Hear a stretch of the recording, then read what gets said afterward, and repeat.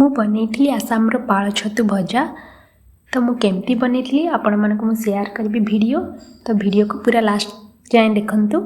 ପ୍ରଥମେ ଆମେ ଛତୁକୁ ଭଲସେ ଧୋଇଦେବା। ଛତୁରେ ବହୁତ ବାଲି ମାଟି ଲାଗିଥାଏ, ତ ଆକୁ ଭଲସେ ସଫା କରିବାକୁ ପଡ଼ିବ। ଭଲସେ ସଫା କରିକି ମୁଁ ତାକୁ ହଳଦୀ ପାଣିରେ ଧୋଇକି କାଟିକି ରଖିଦେଇଛି। ମୁଁ ଇଣ୍ଡକ୍ସନରେ କଡ଼େଇ ବସେଇଦେଲି। କଡ଼େଇ ଗରମ ହେଲା ପରେ ମୁଁ ଯେଉଁ କାଟିଛି ନା ସେ ଛତୁ ପକାଇଦେବି ଫାଷ୍ଟ। ଆଉ ଟିକେ ଲୁଣ ଦେଇକି ତାକୁ ଫାଷ୍ଟ ବସେଇଦେବି ଛତୁର ପୁରା ପାଣି ମରିଲା ଯାଏଁ। ଆପଣମାନେ ବି ଏମିତି କରିବେ। ଫାଷ୍ଟ ଛତୁର ପାଣି ମରିଗଲେ ତାପରେ ତାକୁ ଭାଜିଲେ ବହୁତ ଟେଷ୍ଟି ଲାଗେ। ଏବେ ଦେଖନ୍ତୁ ଛତୁର ସବୁ ପାଣି ମରିଯାଇଛି। ତ ଏବେ ଛତୁ ଭଲସେ ସିଝି ବି ଯାଇଛି। ତ ଏବେ ମୁଁ ଛତୁକୁ ଏବେ ବାହାର କରିଦେବି ଗୋଟେ ପ୍ଲେଟ୍କୁ। ଆପଣମାନେ ଏଠି ତେଲ କିଛି ଦେବା ଦରକାର ନାହିଁ, ତା ପାଣିରେ ହିଁ ଛତୁ ସିଝିଯିବ। ଖାଲି ଏତିକି ଯେ ଲୁଣ ଟିକେ ଦେଇଥିବେ, ପରେ ଆଉ ଥରେ ସ୍ୱାଦ ଅନୁସାରେ ଲୁଣ ଦେବେ।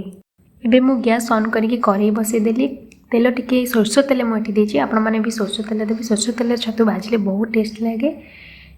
ଏବେ ଆମେ ସୋରିଷ ଆଉ ଜିରା ପକାଇକି ଭଲସେ ଫୁଟାଇଦେବା। ଆପଣମାନେ ଚାହିଁଲେ ମିରସିଙ୍ଗା ପତ୍ର ବି ପକାଇ ପାରିବେ। ମୋ ପାଖରେ ନଥିଲା ତ ମୁଁ ମିରସିଙ୍ଗା ପତ୍ର ୟୁଜ୍ କରିନି, ଆପଣମାନେ ସିଓର ପକାଇବେ। ଏବେ ଆମେ ପିଆଜ ପକାଇଦେବା। ମୁଁ 2ଟା ପିଆଜ ନେଇଥିଲି। ମୋତେ ବେଶୀ ପିଆଜ ପକାଇଲେ ଭଲ ଲାଗେ, ଆଉ ଛତୁ ଭଜାରେ ନା ଆପଣ ଟିକେ ଅଧିକ ପିଆଜ ପକାଇଲେ ହିଁ ଭଲ ଲାଗେ।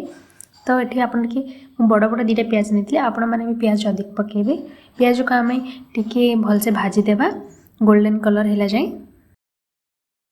ଏବେ 1 ଚାମଚ ଅଦା ରସୁଣ ପେଷ୍ଟ ପକାଇକି ଟିକେ ଭାଜିବା ଭଲସେ।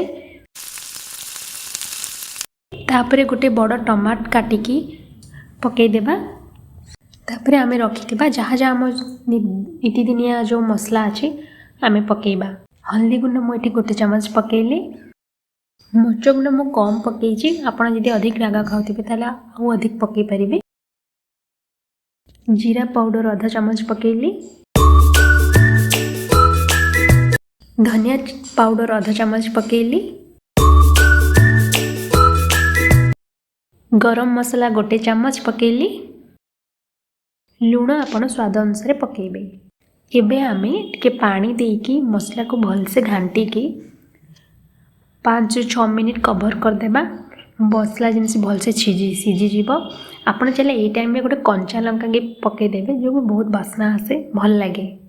ଆପଣମାନେ ଗୋଟେ କଞ୍ଚା ଲଙ୍କା ପକାଇଦେବେ ଏଇ ଟାଇମ୍ରେ ବୋଲେ ବହୁତ ବଢ଼ିଆ ଟେଷ୍ଟ ଲାଗେ ଆଉ ଭଲ ବାସ୍ନା ବି ଆସେ। ମୋ ସ୍ୱାମୀଙ୍କୁ ରାଗ ଭଲ ଲାଗେନି, ସେଥିପାଇଁ ମୁଁ ପକାଇନି। ଆପଣମାନେ ପକାଇବେ ସିଓର। ମସଲା ତ ଆମର ଭଲସେ କଷି ହେଇଗଲାଣି, ଭାଜି ହେଇଗଲାଣି। ତ ଏବେ ଆମେ ରଖିଥିବା ଯେଉଁ ଛତୁକୁ ପକାଇକି ଭଲସେ ଭାଜିଦେବା 10-15 ମିନିଟ୍। ଛତୁ ତ ଅଲରେଡ଼ି ଭାଜି ହେଇସାରିଛି। ଏବେ ମସଲା ସହିତ ଟିକେ 10-15 ମିନିଟ୍ ଭାଜି ହେଲେ ମସଲା ଛତୁ ଭିତରକୁ ଭେତିଗଲେ ବହୁତ ଟେଷ୍ଟି ଲାଗିବ। ତ ଭଲସେ 10-15 ମିନିଟ୍ ଭାଜିଦେବା। ଛତୁ ଭଜା ଏବେ ଆମର ରେଡ଼ି ହେଇଗଲାଣି। ଆସାମର ପାଳ ଛତୁ ଭଜା। ଏବେ ଆମେ ଧନିଆ ପତ୍ର ପକାଇଦେବା ଉପରେ। ଓଡ଼ିଶାର ଯେଉଁ ପାଳ ଛତୁ ନା ସେଟା ପୁରା ସଫ୍ଟ ହେଇକି ପୁରା ନରମ ହେଇକି କମିଯାଏ, ବହୁତ କମ୍ ହେଇଯାଏ। ବଟ୍ ଏଠିକାର ଯେଉଁ ପାଳ ଛତୁ ଏଇଟା ଟିକେ ଅଲଗା। ଆର ନାଡ଼ ଟିକେ ହାର୍ଡ଼ ଥାଏ, କିନ୍ତୁ ବହୁତ ଟେଷ୍ଟି ଲାଗେ। ଆପଣମାନଙ୍କୁ ଯଦି ମୋର ଏଇ ଭିଡ଼ିଓ ଭଲ ଲାଗିଛି ତାହେଲେ ପ୍ଲିଜ୍ ମୋ ଚ୍ୟାନେଲକୁ ସବସ୍କ୍ରାଇବ୍ କରିବେ ଆଉ ଲାଇକ୍ କରିବାକୁ ଭୁଲିବେନି। ଆପଣମାନଙ୍କୁ ଯଦି ଏମିତି ମୋର ଆହୁରି ଭିଡ଼ିଓ ଦରକାର ତାହେଲେ କମେଣ୍ଟ କରିକି ସିଓର କହିବେ। ଜୟ ଜଗନ୍ନାଥ।